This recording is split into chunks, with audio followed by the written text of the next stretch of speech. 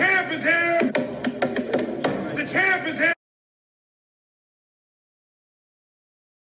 That's right, ladies and gents. The champ is here. What did I tell you? What did I tell you? What did I tell you? The big gold belt ain't going nowhere. So for the remainder of this video, just so you know, this gold belt, it's going to stay right here. It's going to stay right here, just like I told you it was going to be here. Now, before we say anything. Okay. I'll let you have your... Before we say anything, just so the camera can see it, was this rigged at all? No, absolutely not. It was 100% I won fair and square. Yeah, the video, which you can see the link to right there. Bullshit. I said this, and this video was filmed days before this fight ever happened, just so you know. So this was well done in advance. Uploaded days before, so you can't even argue it. And like it says in the beginning of the video, the champ is here. And just for our WWE fans, I'll throw up the Cena one, but it's all good. With that being said, holy shit, what a card! Yeah, it was a hell of a night of fights. I mean, we only predicted the main card, but I mean, you could have went up and down.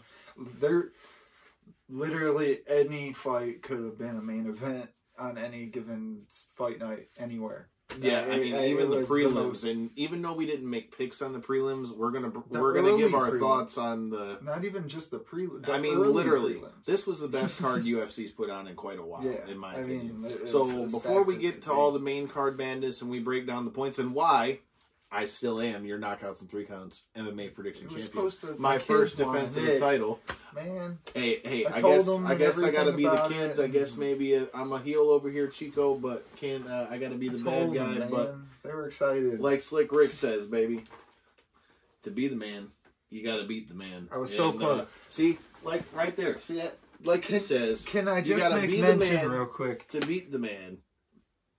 Going into the main event fight, me and him, depending on how it went, if Ferguson wouldn't have got his ass beat as bad as he did almost the majority of the fight and got that thing stopped with about a minute left, that belt was coming home because I had the points lead, and the only reason why he got it is because he picked the knockout and he got it with a minute left. I thought it was going to be the complete opposite. I thought, if anything, Gaethje was going to get a knockout early and, you know, get tired, weather himself out. And he started to look like he was going that route, but just, it never happened. It never happened. He took control throughout.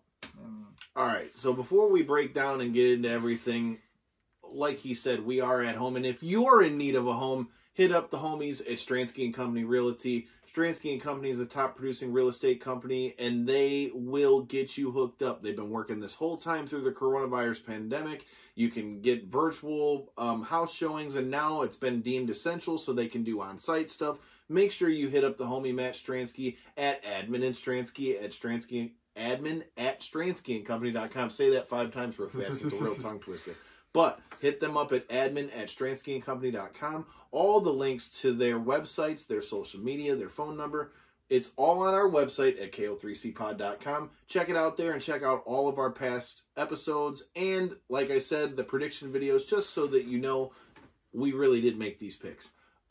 Without any further ado, I want to welcome back Corey Lay, who we have discovered has a Twitter, which you can see right under his name. So not only do I got his gamer tag there, we've also got his Twitter handle there. So we're gonna get this motherfucker tweeting. He doesn't use social media, but we're gonna get him going. And if you guys follow our show, which you should be, at KO3CPod on Twitter and Instagram, KO3CPod.com, as I mentioned, not only for our sponsors, but for us. And if you're watching this, hit that subscribe button and be looking for us here at Knockouts and 3 Counts on YouTube. I'm Kyle Collison. I'm one of the hosts of this show. You can find me at Detroit Knockout, at Detroit NOKOUT on Twitter and Instagram, Kyle Collison on Facebook, and as I said, be checking the show out, Knockouts and 3 Counts podcast. So, about these fights. Where do you want to start? You want to start from the beginning, or you want to start from the... I already started with the main... We'll just go from the top down, because I started at the main event. I jumped the gun. It was... If you're into fights... He's a little bit hurt. Yeah, because, I am.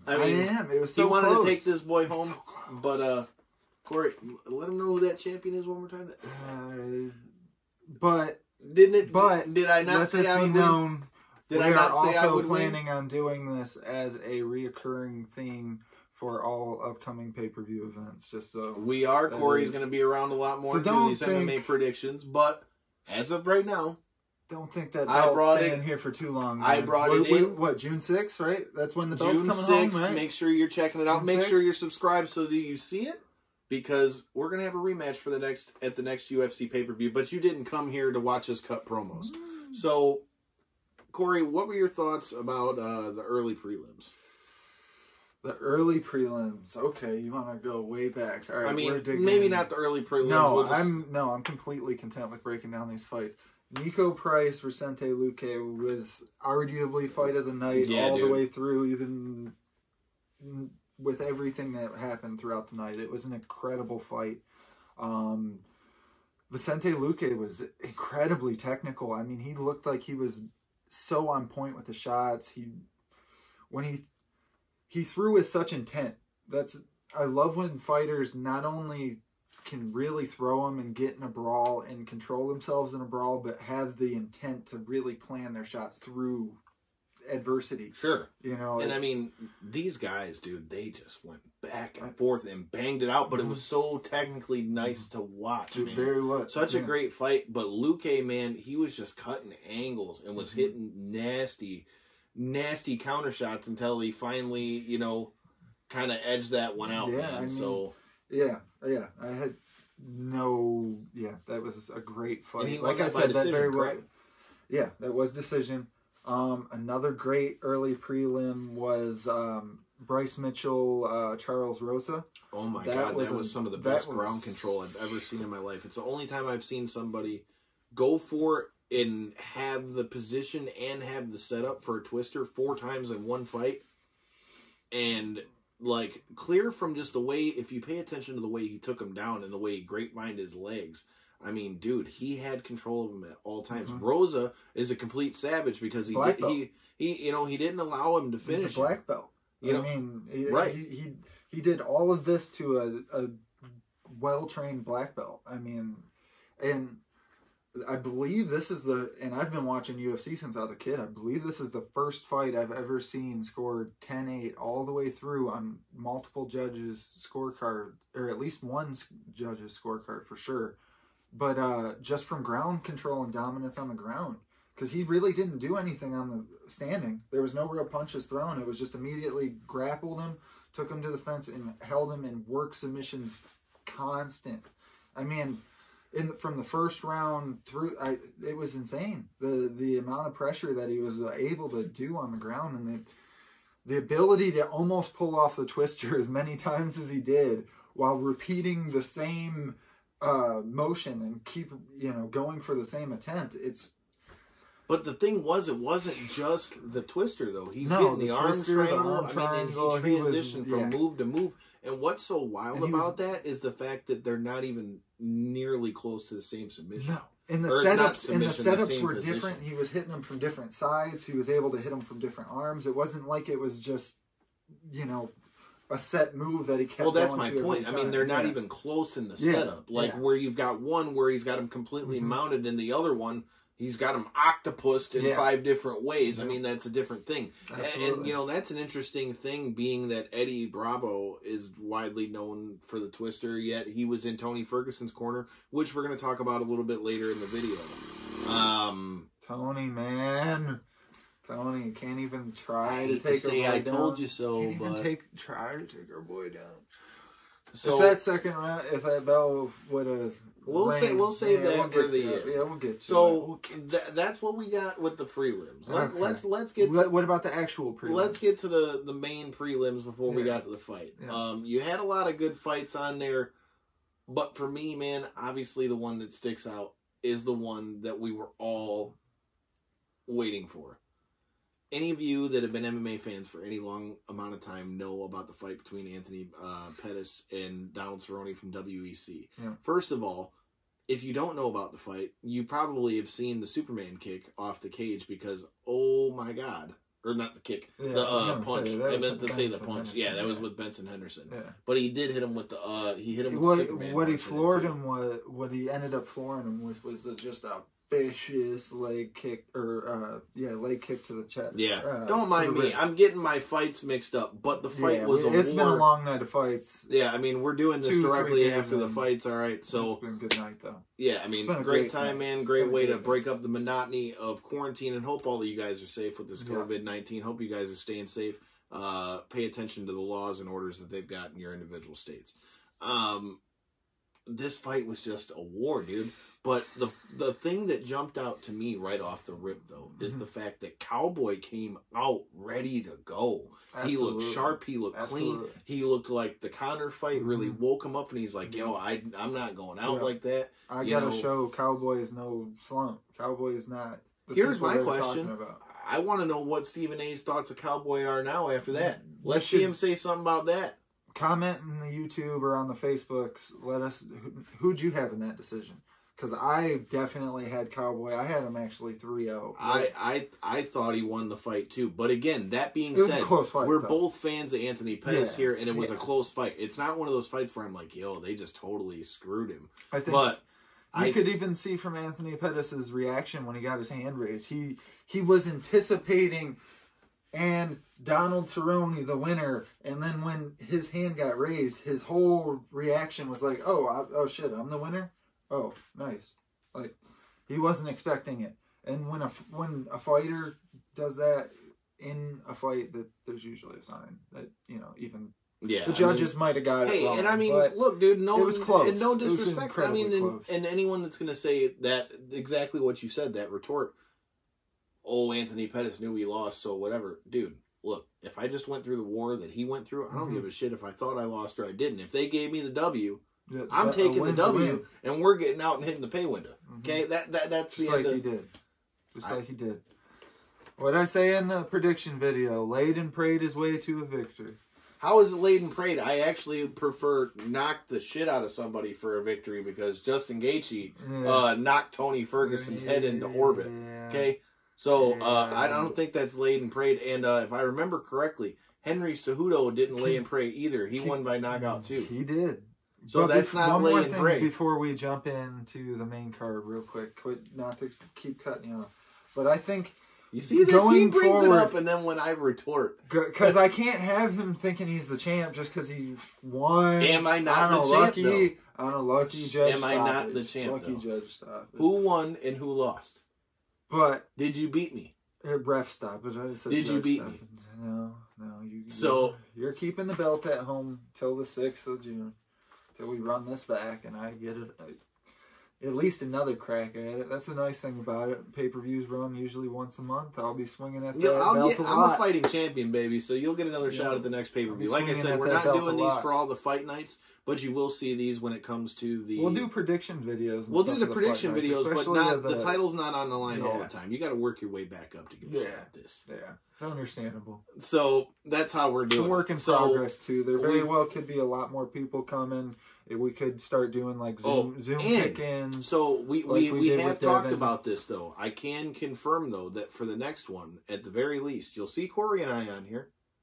Most likely you'll see Devin, because I don't want him to get all upset and have to crack another bottle of wine like he did in the prediction video and get some cheese with that wine because I kept this. But we're also going to have Seth Gudek, an old teammate of mine from Mash Gym. He'll be coming in. He picks a lot. Picks a lot of the fights. You'll never know who's coming in here. Hell, past guest of the show, Ring of Honor, Shane Taylor. He's a big fight fan. Who knows? Maybe I bring Shane Taylor in here on this. Hell, he plays Call of Duty with us already, so check him out. But with that being said, just stay tuned. There's gonna be more of these. We've had good response from this one. Let us know what you think of tonight's fights and the picks and how you guys did with them. So, like I said, hit them comments, let us know, or tweet us at KO3CPod, let us know. But without any further ado, Corey, let's get into the ones that we actually made picks and got points on. Quick point. The main card. I thought there was a couple questionable decisions throughout the night. going in, like we said, with the Anthony Pettis, Donald Cerrone fight. I thought there was also Michelle Watterson, Carla Esparza. No offense to Carla, because she did fight a good fight. Very well fight, too. Michelle Watterson was throwing it. And I want to say there was one more that really stuck off, but I can't think of it offhand. Sam Alvey? Right. Sam Alvey, yeah, I could see that one more so. I could see that one more so, but there was one more too that was like, oof. Stay tuned to future videos. Yeah. We'll go back and look, and we'll definitely talk about this in the next prediction video. As we said, the title may not be on the line for all of these, but we're going to start doing prediction videos and post shows for all of the the fight nights and all that. Like I said, titles are just on the line only for pay-per-views. Yeah. We're going to try to have more content coming at you guys. I know, like he was saying, we're getting a good response on the YouTube and stuff like that. And he's bringing me in because we've been buddies since we were kids. And I've seen what he's really been doing with this YouTube and his Facebook and everything like that, and his podcast, and grinding to just get everything he can in.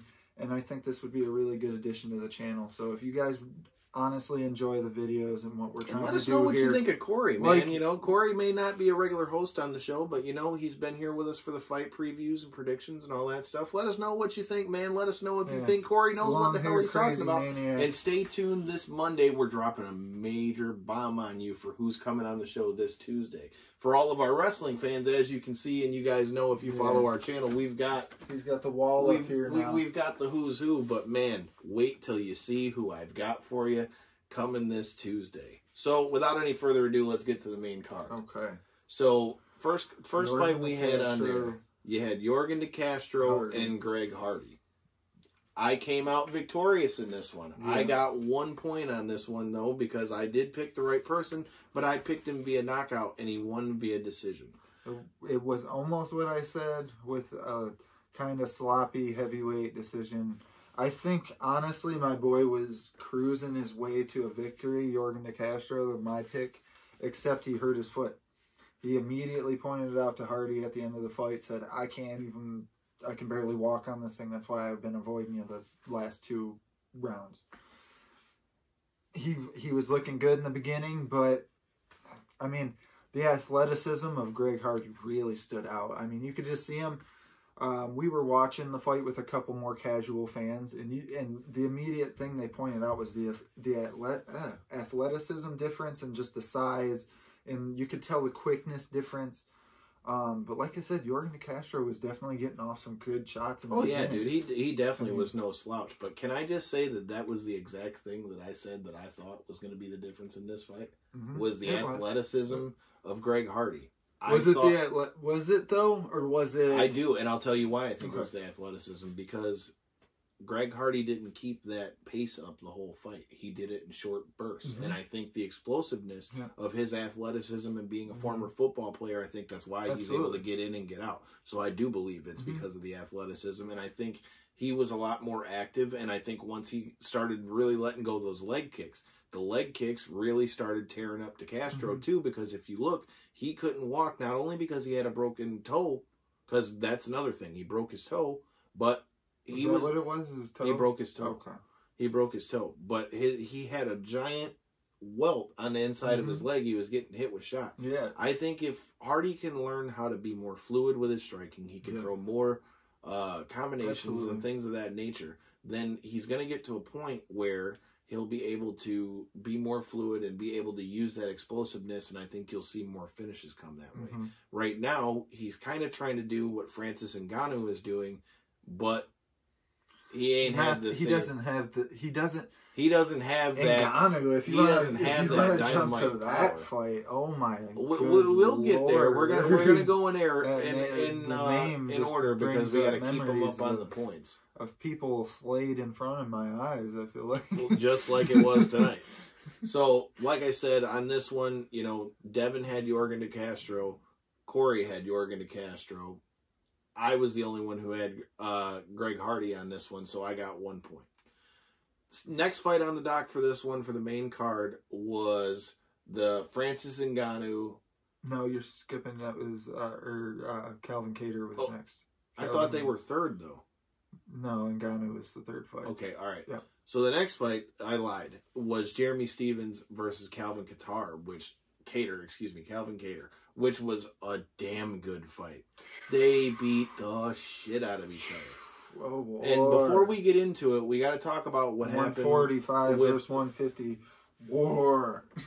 So here's the thing, though. So before we get into the fight, we got to talk a little bit about what happened with the weight.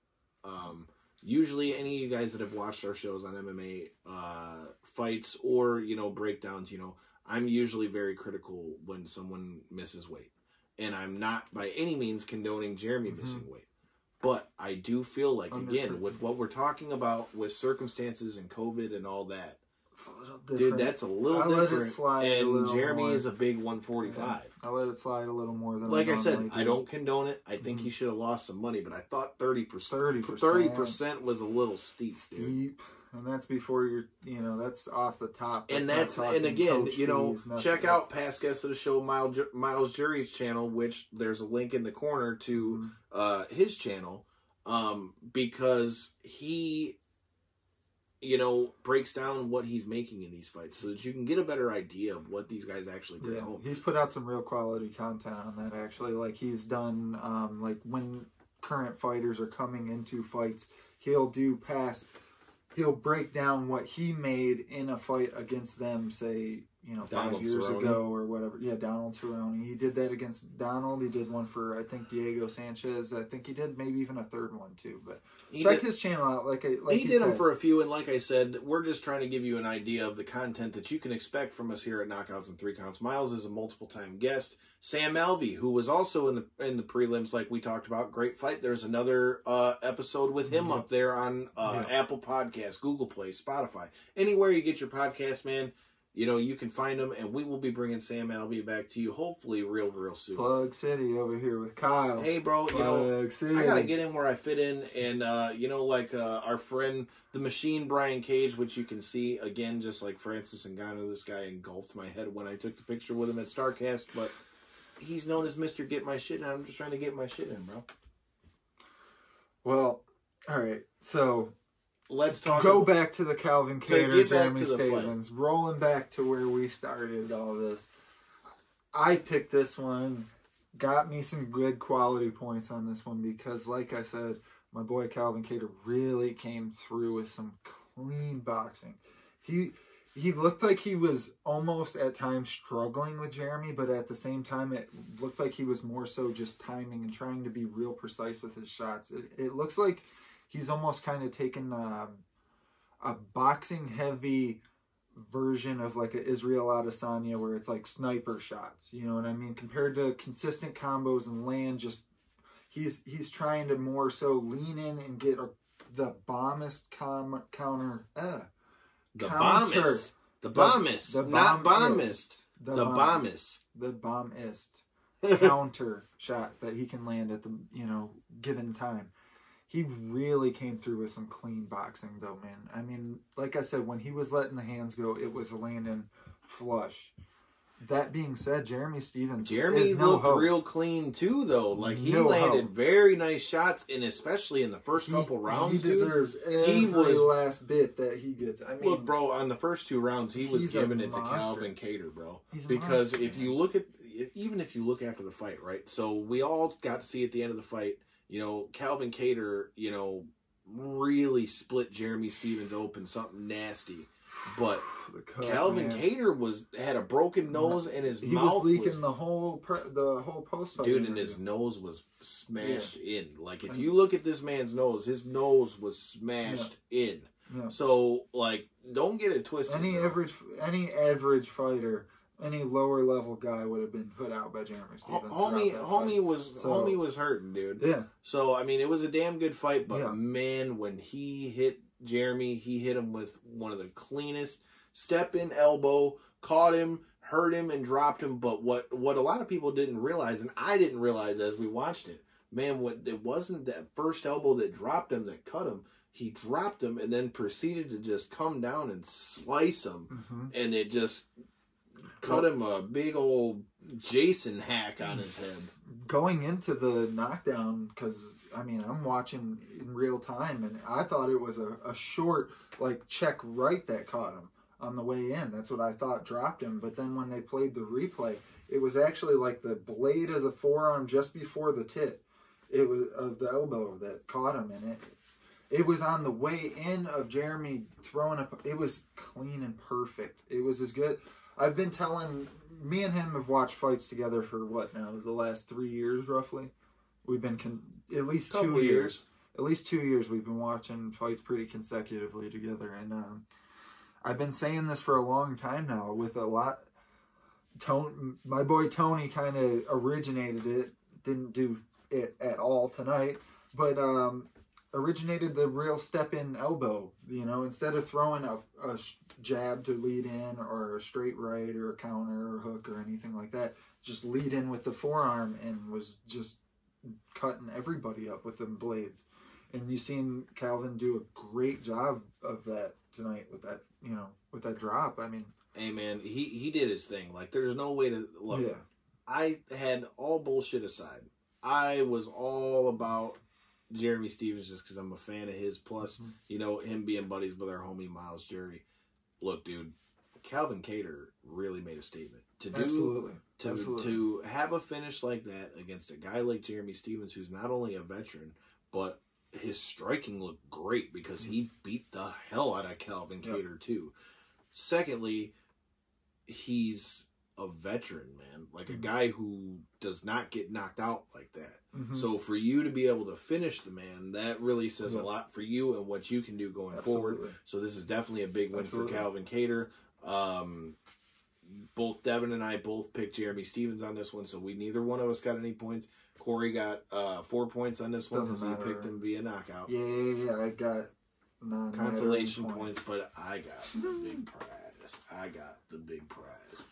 Keep in mind too, for everybody watching to this point, anybody have any recommendations on ways we can change this point scale to make it a little and more, if any of you guys use the points, if any of you guys use the point scale or watch the fights, check out the point scale and let us know how many points you got. Yeah, absolutely. If any of you guys a real got them all cool right. thing we could do too is we could start doing, because I know you were talking about getting t-shirts and stuff made. Of course, there's t-shirts coming. With Corona, I know you were saying life's a little hard to get stuff like that made at the time, which is obviously, you know. I just want to, if I'm going to do it, pretty I want to apparent. bring you the best quality. But with that being said, we could get like the fans to get involved with this as much as possible. Have There you could guys be submit your giveaways. picks? You know, we've given away, for those of you that have come to our parties like this one here at Buffalo Wild Wings for our last party with our homies from Breaking Down the Ring. I mean, we've given away NXT tickets. We've given away DVDs. We've given away t-shirts. We've given away autograph stuff and all kinds of stuff. So some of the things that you see here on this wall, they all came from the same events. So you never know what you could win. This is why you need to be out here at these events. I'm finally going to maybe get Corey to bring his ass out here to some of these events that we do. I try to tell him that it's a good time. He's a homebody. You'll be seeing him more here on the channel. It is a great time. I miss being an outbody, homebody now.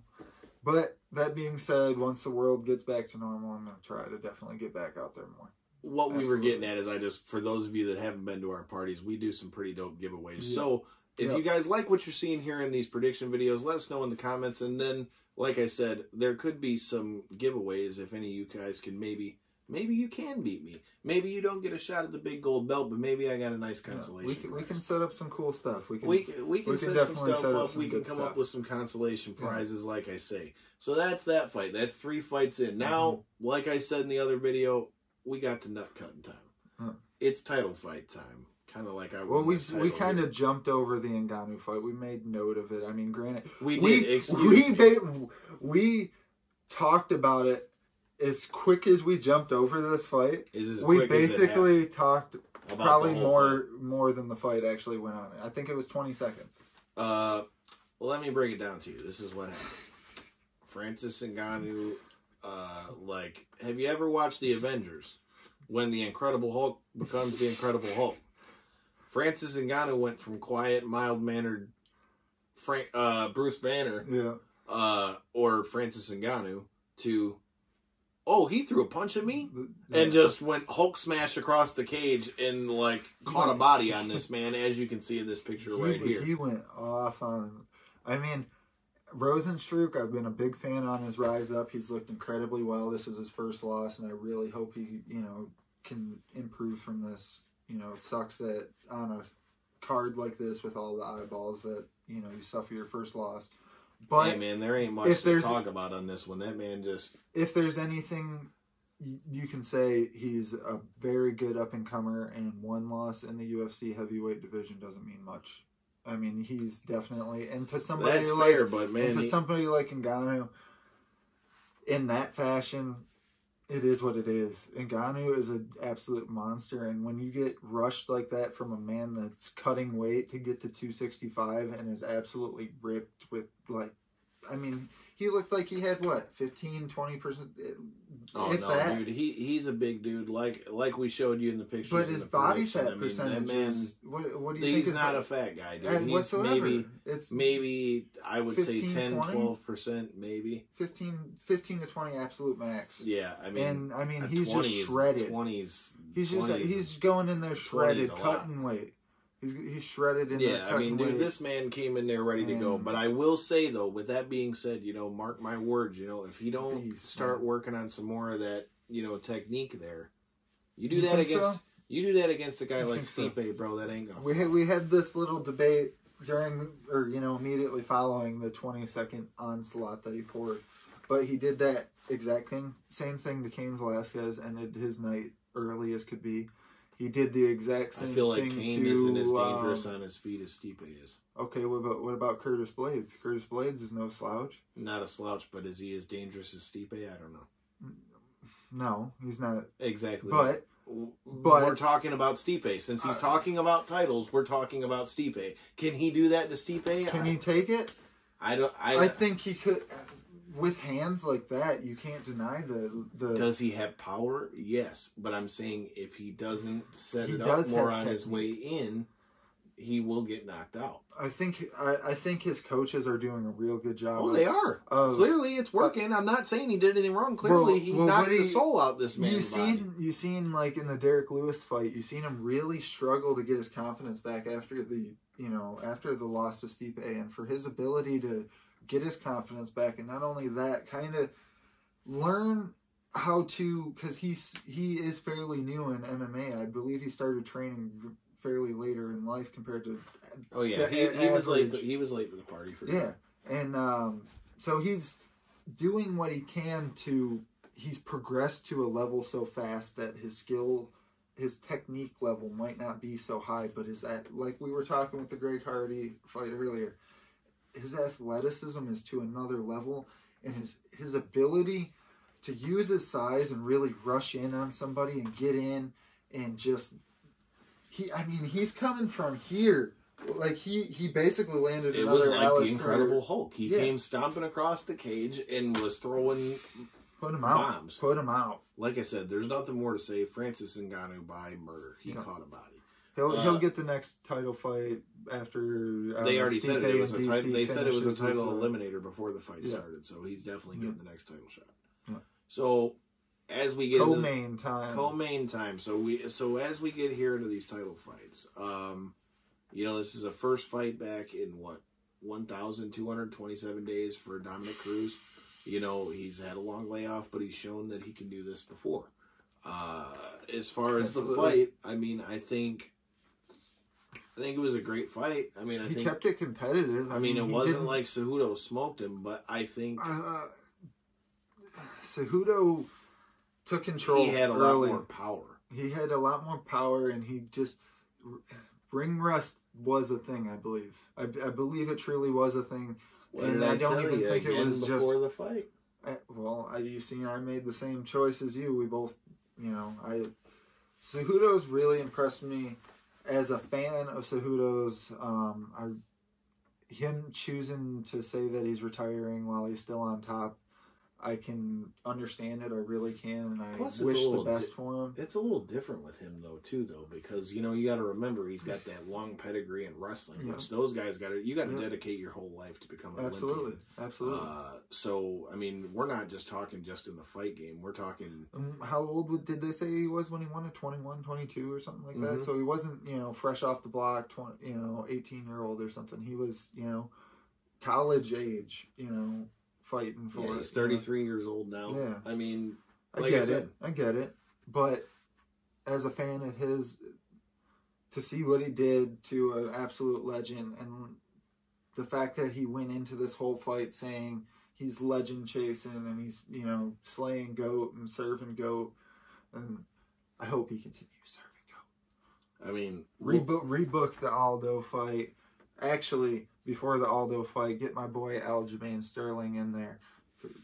I mean, there's so many different options for it. But that being said, there's so many different fights that could be made at 135. And if that is the case, it really opens up not only the 135, but the 125 that he already vacated is now very clearly vacated. This makes for a very interesting situation because I'm not so sure that we see him done.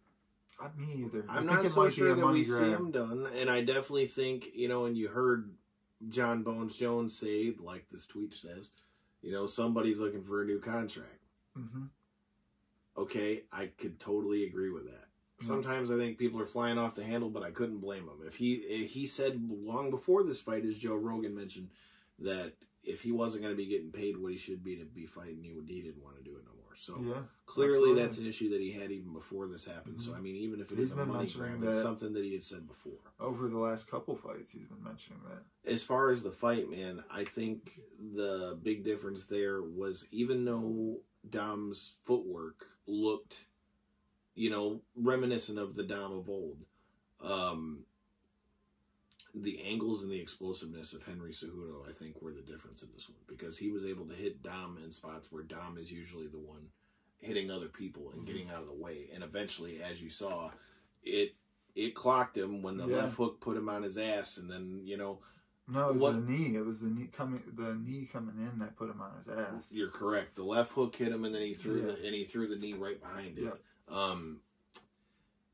He put him on his ass. The stoppage. Let's get to the stoppage. Yet again, another thing. We're trying to get the fan activity. That's what really will help boost the channel. If you guys could comment in here, what do you guys think about the stoppage? Was it too soon? Was Cruz still in there? Was he getting up? Was he still in the fight? I know he's protesting and immediately following.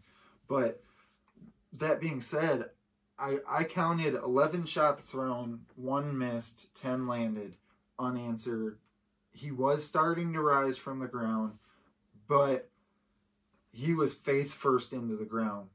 And he got floored hard with that knockdown. I mean, that knee to the face was as stiff as it gets.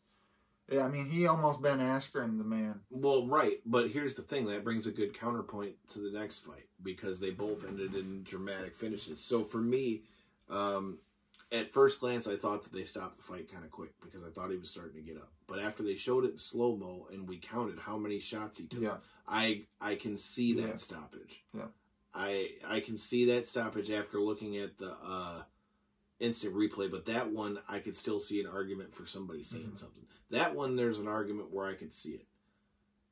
In the next fight, I don't think there was as much argument in that. No, just because there was no fight in the main event. If that's what you're talking about, there was absolutely no fight in the next. There is no argument in the main event. I mean, that was as clear as it gets. I mean, the stoppage. But before we get there to the next one, let's cap off the co-main. Fight was okay. Yeah, let's cap off the co-main. Well, you brought up the main, so it brought. I got you. But as far as the co-main, you know, I mean, I thought it was a great thing. I don't think it's the end. We're going to see a Henry Cejudo here. Corey and I both had this one right.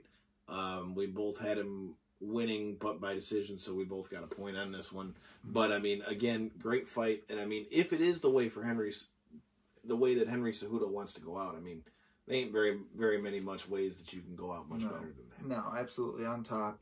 Arguably, if both divisions, gold medal from the Olympics wrap around his neck. Trying to take out a page out of the Olympic hero Kurt Angle's book, and I didn't even call it out. Corey did. Look at that. He very well could be coming down your pathway to the WWE very soon if things open back up. I wouldn't be shocked if you see him. Rolling. I wouldn't be shocked you see Colby Covington. I wouldn't be shocked you see there's quite a few. McGregor, I could see him too. Yeah. Without any being said, you know, we've kept us flapping our gums for a little bit. Let's go over the main event here. First of all, what a fucking fight. It was. They beat the hell out of as a long-time fan of Tony Ferguson. It was hard seeing him take those punches and that. I mean, can the man shoot for me, please? I yelled it since what? I was yelling it from the third round following. Like, right. Can he just try to go for a takedown, just switch it up a little bit? He was looking for that Imanari roll. I mean, Eddie Bravo was talking for that in the corner. But, I mean, here's the thing, He threw it one time. Right, but you've also got to remember, a guy like Tony is a guy who's not afraid to bang. No, he's Tony not. knocks out a lot of guys. I think it was a pride thing. I think they kind of got in that slugfest, and Tony knew he was getting kind of cracked a little bit. So I think he kind of wanted to... He got cracked a little bit. I think he wanted to... he wanted to get back. Your general instinct when you take a shot like that is to want to get back at somebody. But, as the fight progressed, Justin Gaethje just, landed shot after shot after shot. And, I mean, he really, you could see that Tony Ferguson's face was wearing the damage. I don't know really how else you can put it. I mean, he really wore the damage, and people wanted to say, quick stoppage. But when you go back and look at it, I mean, bro, Tony was still standing.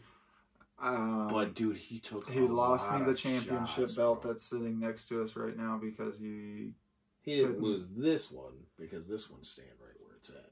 Well, that's because he decided to not shoot all fight. He decided to stand and bang with Gaethje. Sure, but are you arguing who was absolutely destroying him on the feet? Sure, but are you arguing the stoppage though? Because you were at the start of it.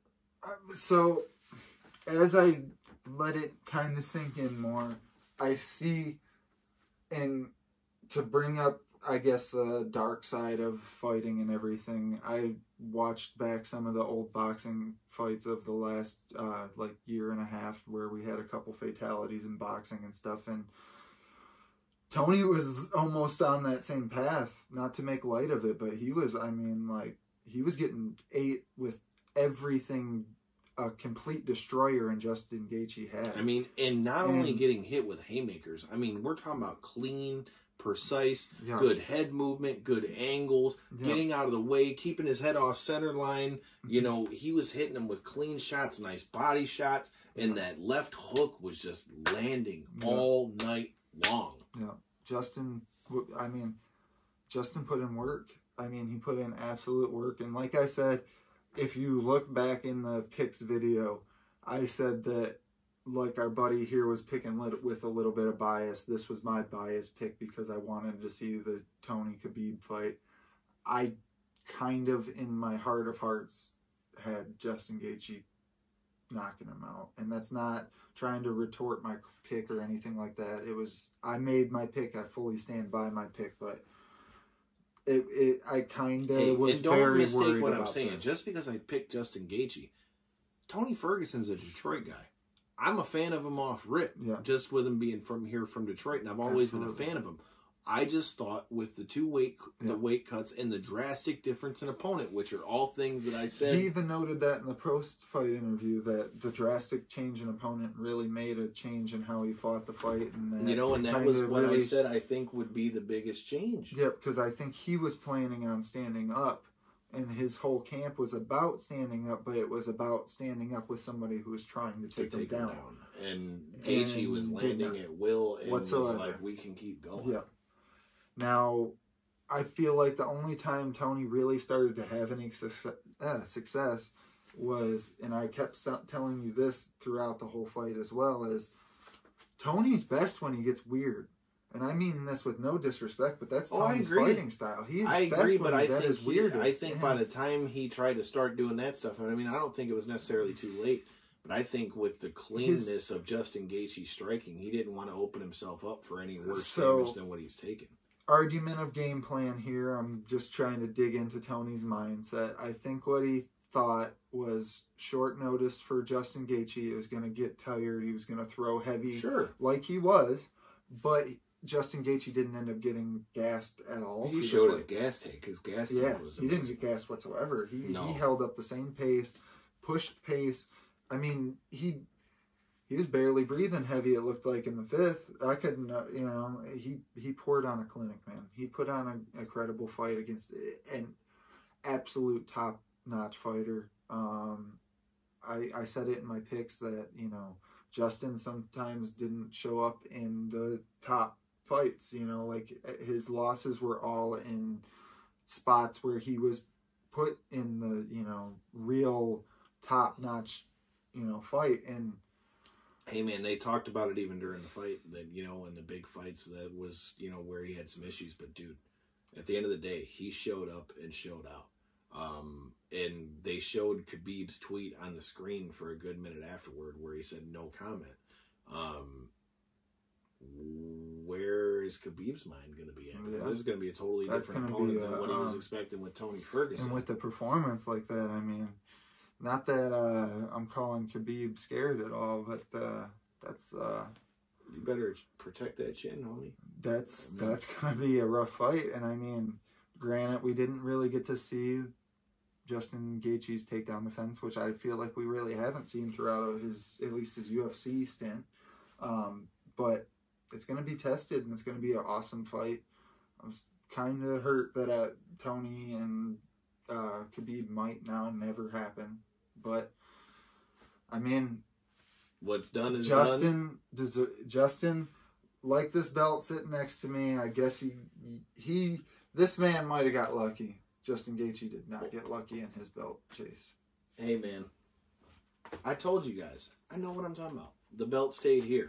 But we want you to stay here. Make sure that you hit that subscribe button. Yeah. Make sure that you're following us at KO3CPod on Twitter and Instagram. Make sure you're following me at Detroit Knockout. And now that we know Corey's got a Twitter, make sure you follow Corey at Fight Fan from the 313. And make sure you check it out. Tomorrow, tomorrow most likely going to be up on Monday. I'm going to be dropping a review of tomorrow night's Money in the Bank. I will give you my thoughts on the monstrosity that's going to be them fighting through Stamford Towers.